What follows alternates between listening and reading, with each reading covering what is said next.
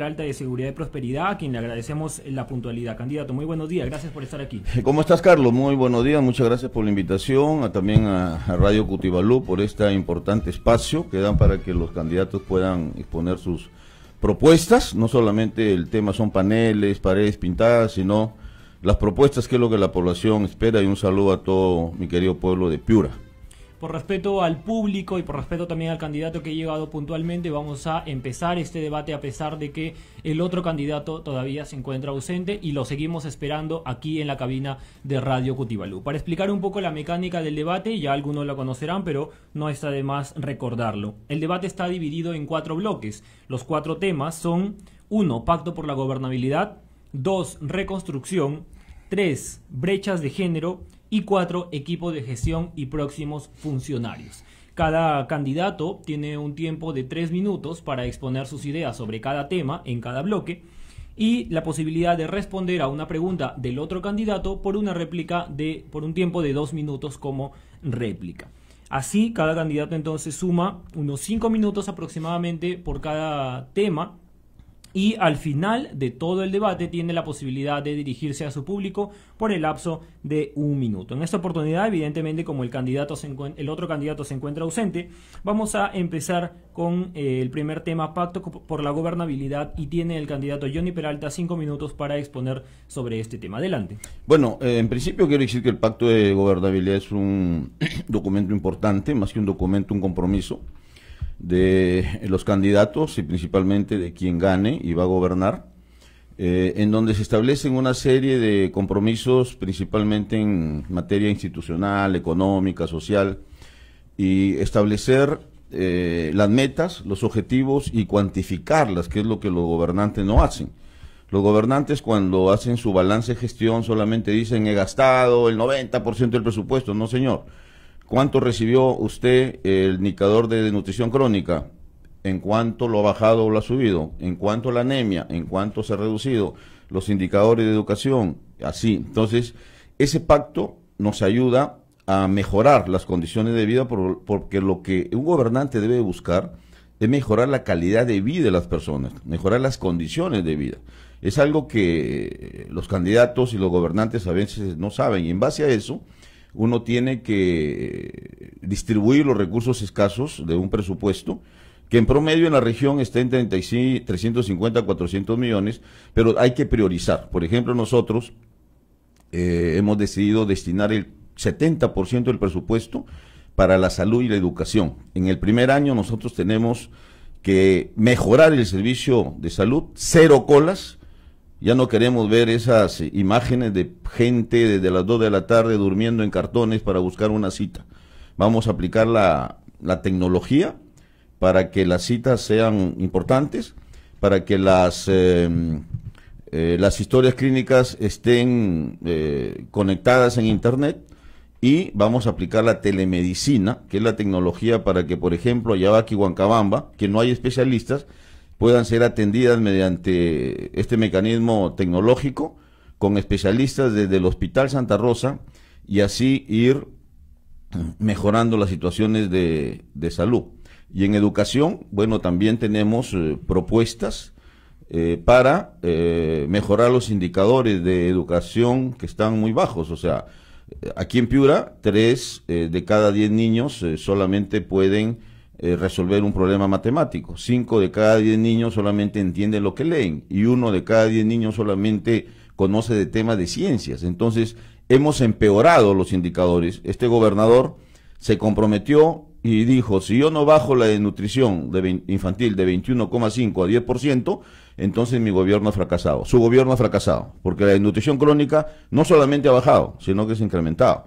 Entonces, esos son los compromisos que el candidato tiene que hacer, y lo primero que nosotros vamos a hacer cuando ganemos es reunirnos con todos los candidatos, con todos los sectores productivos, económicos, sociales, para reactualizar el plan, y ese plan que sea consensuado a largo plazo, para que vayamos cada gobernante, que tiene cada 4 años, ir cumpliendo, pero con compromisos asumidos por todos, fortalecer la institucionalidad. Mira lo que ha pasado con el sector de educación, en donde se ha plagado de corrupción, y aquí yo anuncio que iniciado el gobierno vamos a declarar en reorganización el sector educación en materia administrativa, para que estos corruptos que llegaron con esta gestión se vayan, limpiar y separar la paja del trigo, porque también hay buenos trabajadores que deben quedarse, ¿no?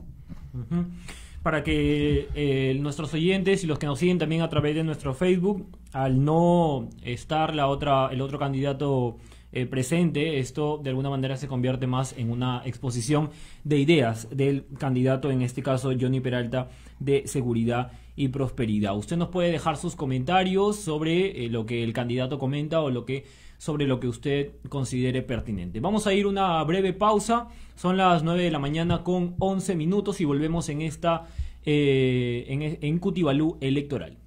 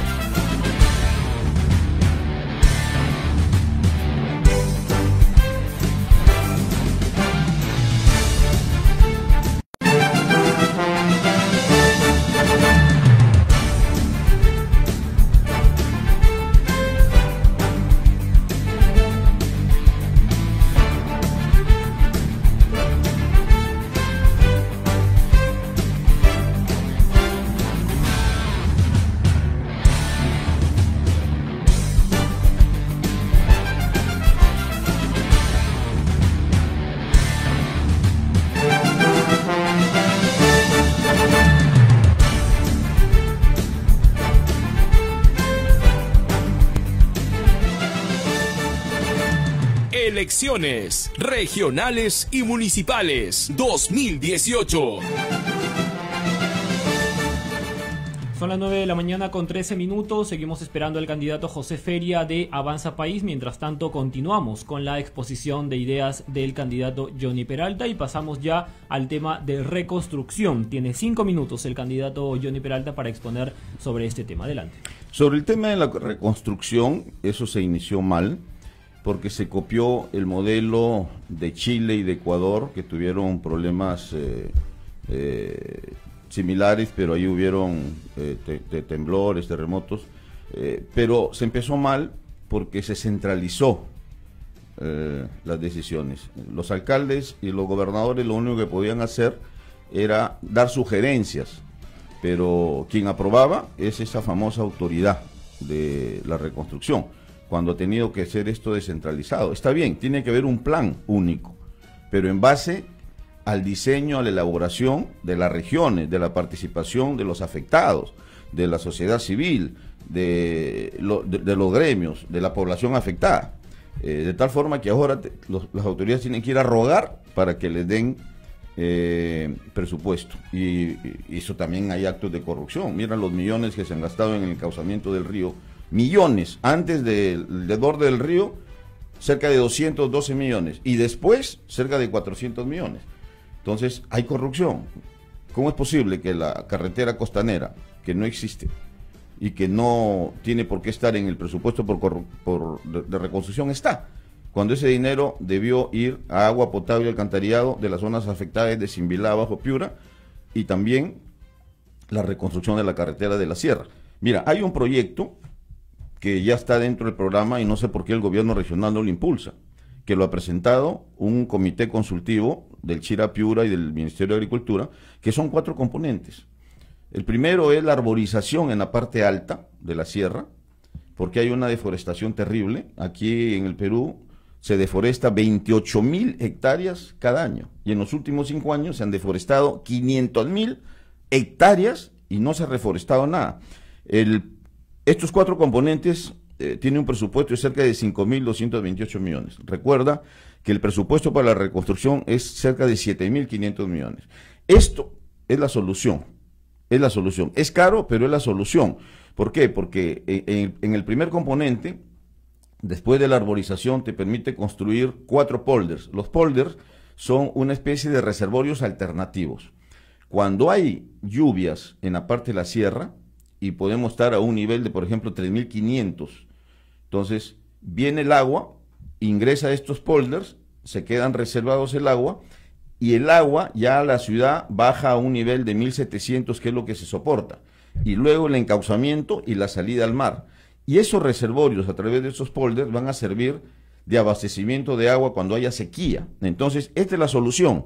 Está planteada, está incorporada dentro del presupuesto de la reconstrucción, pero no entiendo por qué el gobierno regional está haciendo otras obras pequeñas y no impulsa esto. Nosotros lo vamos a impulsar. Y aquí está, yo creo, lo principal de la reconstrucción, y luego viene pues el tema de las carreteras, las pistas, la reconstrucción de los colegios, los hospitales, el proyecto de agua potable alcantarillado, los sistemas de drenaje pluvial. Drenaje pluvial tiene que haber en todas las ciudades, si no va a suceder lo mismo de siempre. Llueve y colapsa el sistema de alcantarillado. Entonces, no solamente es cuestión de reconstruir el tema físico, la infraestructura, hay que reconstruir las instituciones, hay que reconstruir el sector educación, plagado de corrupción, en donde hay testimonios, correos electrónicos que involucran al propio gobernador y a la gente que él llevó así, sin concurso, a dedo, y que está comprometida. Hay que declarar en reestructuración el sector salud, que es un desorden tremendo. No hay una autoridad única, ¿no? Hay que el sector, por ejemplo, agricultura, el sector producción, el sector pesca, en donde hay una recentralización de funciones. Con la descentralización se había avanzado, y hoy el gobierno regional no solamente se ha llevado competencias, sino que es el que decide el futuro de la región. Es él, Lima, la autoridad regional, quien decide qué se tiene que hacer, qué proyectos se tienen que hacer, cuando el destino de las regiones debemos hacerlo nosotros mismos. Y el gobierno tiene que poner el presupuesto y no manejarlo a su antojo una persona que ha sido designada a dedo por el presidente de la República, y en donde vemos de que esto no está funcionando. Entonces, tiene que haber un replanteamiento del proceso de reconstrucción. El propio señor Vizcarra vino y dijo, hay 10.500 millones de soles y no se ha avanzado ni el 10%. Mira lo que ha pasado con los 4 hospitales de Ayabaca, Huancabamba, Huarmaca y Los Algarrobos. Fueron observados por la Contraloría por sobrevalorización. Entonces, la corrupción ahora llega hasta los servicios básicos. Eso, la verdad, es Candidato, preocupante, ¿no? Ha cumplido su tiempo. Solamente una pregunta sobre el tema de reconstrucción. ¿Qué proyectos u obras usted continuaría del gobierno de la gestión actual, y qué obras o proyectos detendría u observaría? Como te digo, este tema es fundamental. Este proyecto que ha sido elaborado multidisciplinariamente, Chirapiura, Ministerio de Agricultura, incluso con especialistas del Banco Mundial, o sea, no estamos hablando de cualquier cosa, es un esquema bien hecho. Esta es la solución definitiva para evitar inundaciones y que los agricultores se puedan ver afectados. Esta es la solución. 5.228 millones. Primer componente, 2.639 millones. Segundo componente, 1.728. Tercer componente, 831 millones. Y el cuarto componente, 30 millones. Esta es la solución. Y no entiendo por qué el gobierno regional no habla de esto, por qué no presiona, porque muy entusiasmados están embarcados en el tema de la costanera, que es una obra importante, pero no tiene que ver nada con el tema de cómo proteger a las ciudades de las inundaciones. Y luego, algo que está ligado a esto, es restablecer los servicios de alcantarillado y agua potable y de la infraestructura dañada, las carreteras. O sea, hasta el momento no se ha iniciado la reconstrucción. Lo que vemos en la ciudad en forma desordenada es rehabilitación. Mira, las Chulucanas se ha abierto y se ha vuelto a construir 3 o 4 veces, gastando por cada vez que construyen 1,5 millones, cuando ahí el Hospital Santa Rosa les está pidiendo 500,000 soles para poder comprar equipamiento básico para atender a los niños. Hay que priorizar el sector salud. Entonces la reconstrucción tiene que tener como centro el ser humano, no es cuestión de hacer obras por hacerlas. Vamos a continuar en esta exposición de ideas del candidato Johnny Peralta de Seguridad y Prosperidad y vamos a dar paso al siguiente tema. Muertes maternas, embarazos adolescentes, violencia contra la mujer y las poblaciones vulnerables, pobreza y desnutrición crónica. Sobre este tema de brechas, tiene también 5 minutos para hacer su exposición, candidato. Adelante. Estamos hablando más o menos del concepto de equidad y igualdad de oportunidades. Así es. Ya, permítanme tomar un vasito con agua, porque dicen que Cutibalú no pone agua, pero sí pone.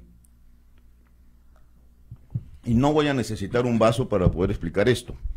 Ese es el problema cuando no se conoce la realidad, no se tiene planes, y es un indicador que no va a ser un gobierno sólido. Mira, el tema de equidad y igualdad de oportunidades tiene que ver con que las mujeres y los hombres somos iguales ante la ley, y que las mujeres tienen las mismas oportunidades en los programas sociales, en el empleo, en la educación, etcétera.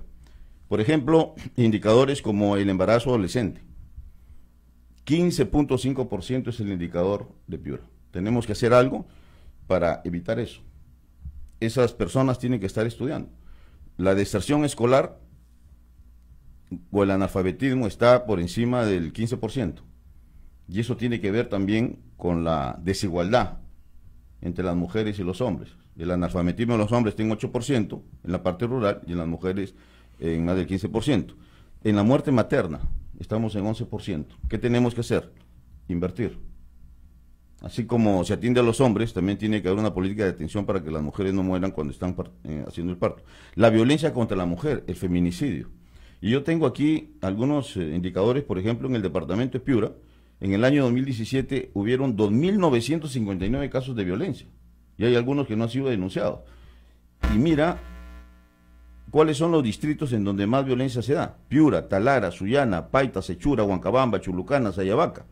Y solamente se ha atendido, Carlos, de estos 2.959, el 29%. Los demás ha quedado impune. Entonces aquí tiene que haber una política en donde tiene que participar la Fiscalía, la Policía y otras instituciones. Entonces, el acceso a los programas sociales, el empleo. Hay una política de que solamente las mujeres deben trabajar y no los hombres. Por ejemplo, yo participé mucho y apoyé el programa Construyendo Perú, que son obras comunitarias en donde trabajan las personas que viven en el lugar en donde se va a hacer la pequeña obra, y el 80% o 90% eran mujeres. Y cuando, por ejemplo, se va a hacer una obra, municipalidad o gobierno regional, y las mujeres van a pedir trabajo, no le dicen, no, aquí lo que queremos son hombres. No, pues todos somos iguales. Y hay mujeres que se están formando, que están preparadas. Acceso a la educación, a la capacitación. Que los partidos políticos le den oportunidad a las mujeres, que no solamente sea necesario y una obligación el 30%, hay que ir más allá. En los sectores sociales, en las dirigencias, en el parlamento, en los municipios, en el gobierno regional, en el empleo, Carlos, en el salario. Tiene que haber, lamentablemente, creo que se aprobó en el Parlamento, en donde el sistema remunerativo tiene que ser igual función, igual remuneración, en el caso de las mujeres y en el caso de los hombres. No es posible que algunos empresarios, cuando la mujer está en estado, las botan, las expulsan del trabajo. Eso no puede suceder. A esos empresarios se tiene que sancionar y se tiene que denunciarlo. O sea, una mujer que concibe a un niño no puede ser motivo de despido.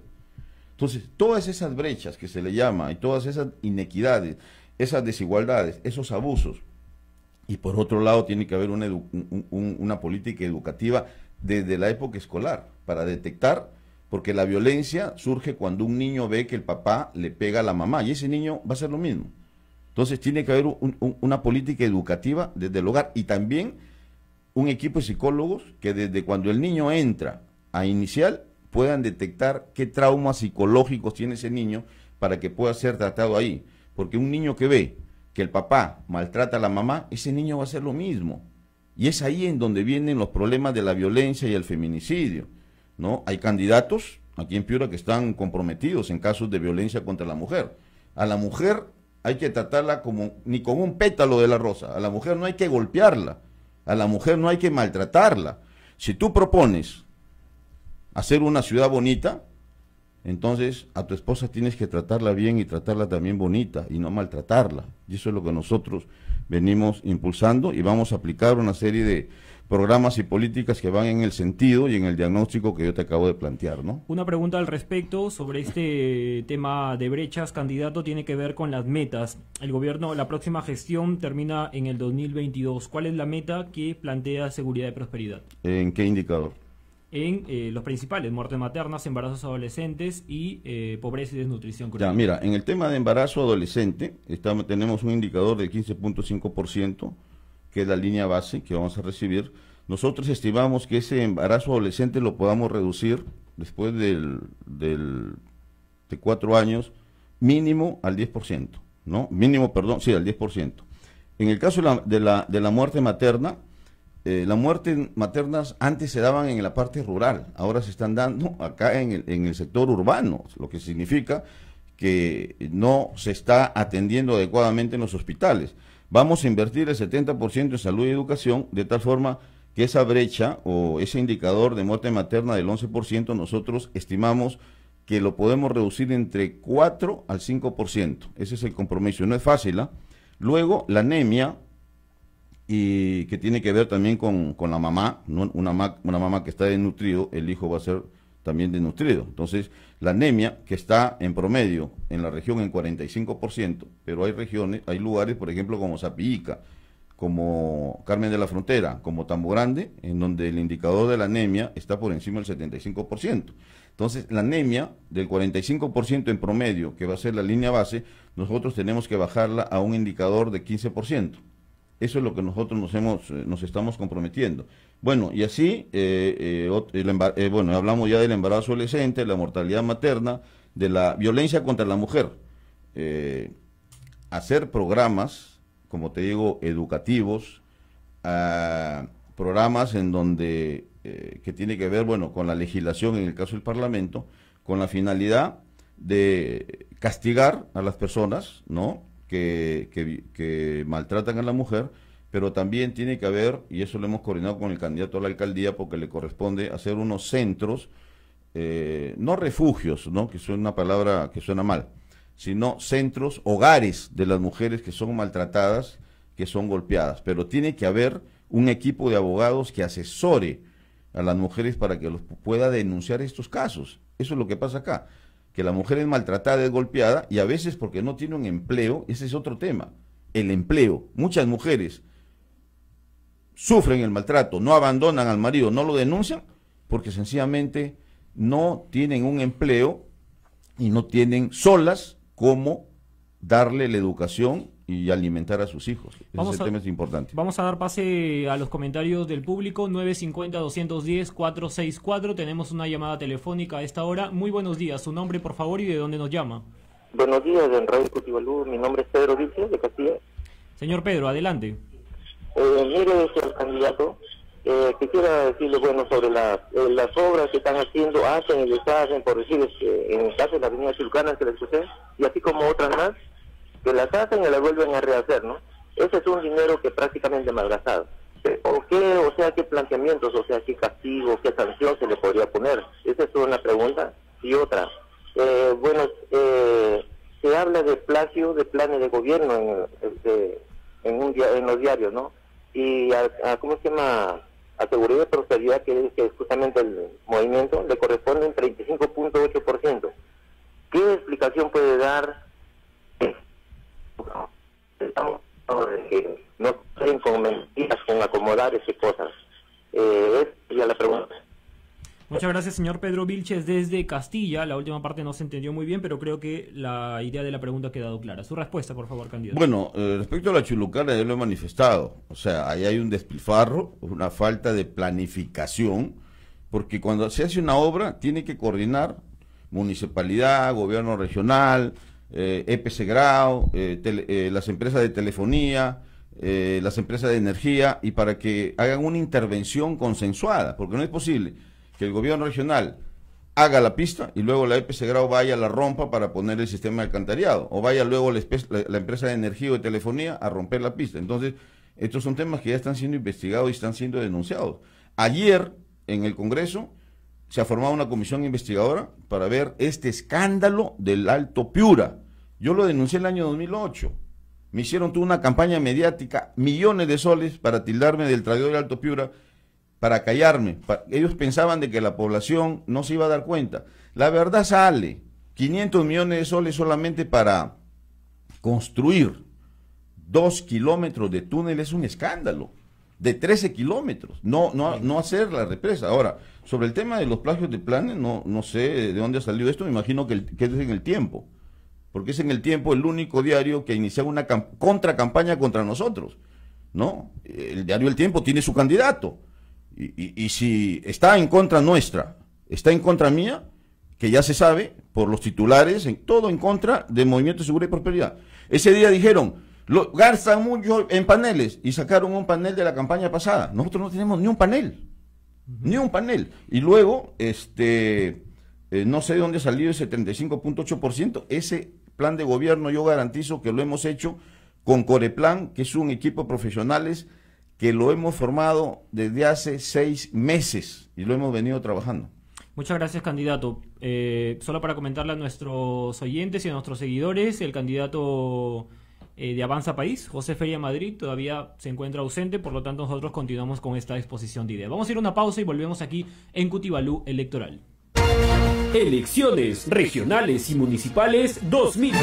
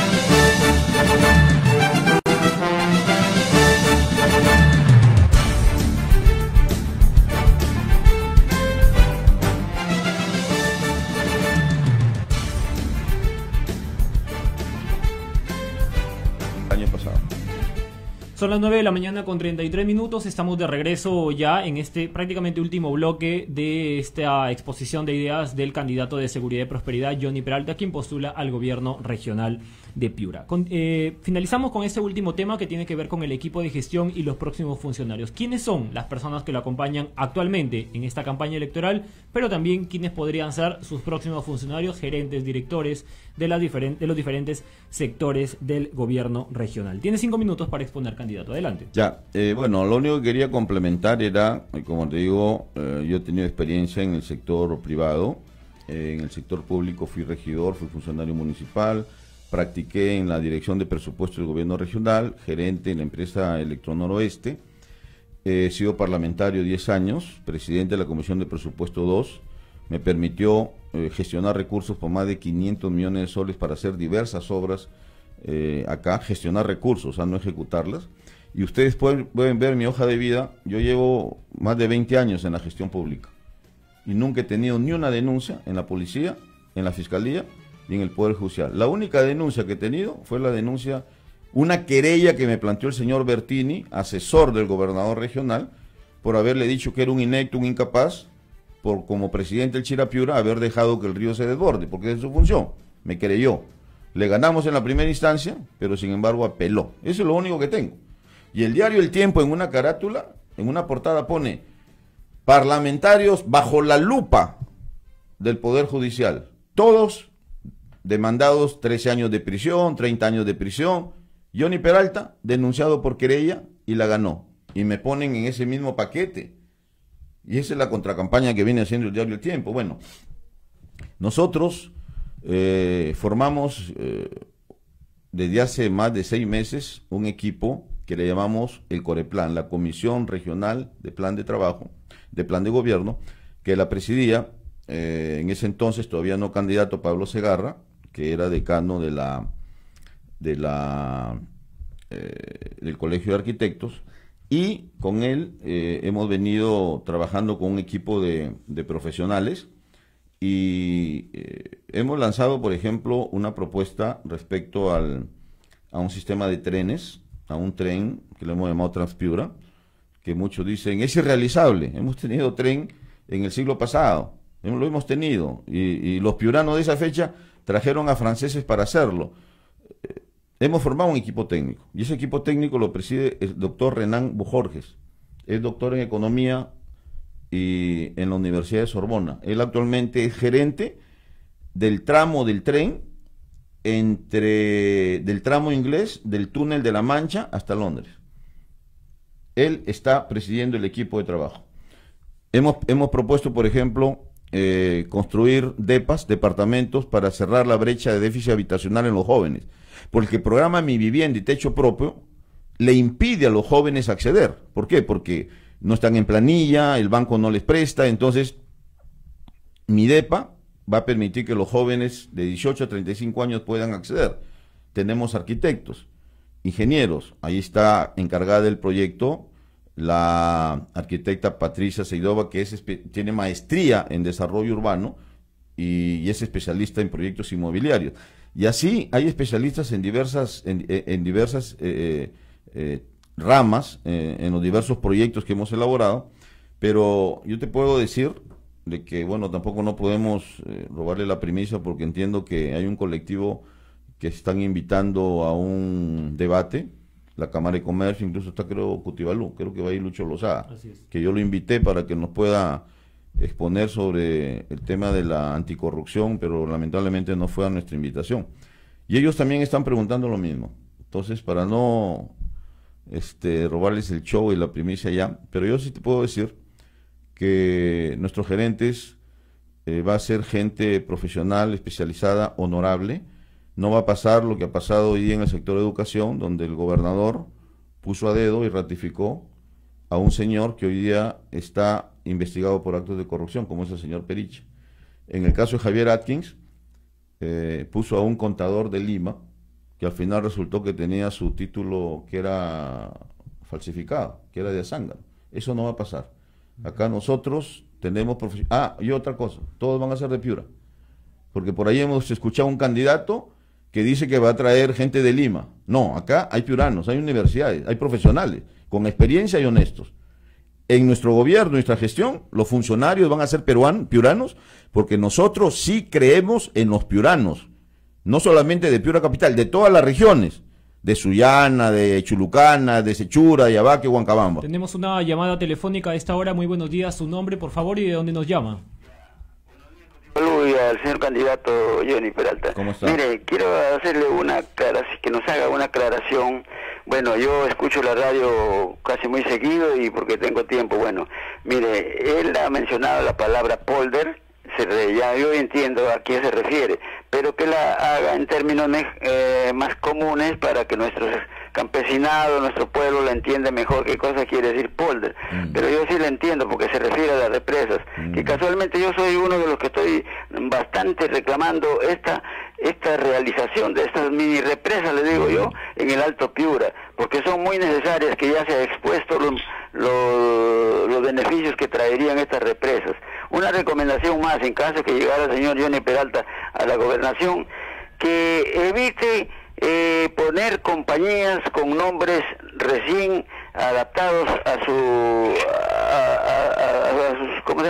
sus empresas, porque estas empresas ponen nombres recientes y después salen con que falló esto, que falló el otro, que el expediente estuvo mal hecho, y esto ya debe dar vergüenza, porque ya esto de los expedientes ya hacen, para eso, como dice el señor Johnny Peralta, acá en Piura tenemos buenos profesionales, ingenieros civiles, arquitectos, ingenieros de hidráulica y todo ello. Muchas Eso gracias. que quería hacerle la aclaración al señor Johnny Peralta. Bueno, ojalá tenga suerte. Gracias. Muchas gracias, señor, por ese interrogante. Su respuesta, candidato. Muchas gracias.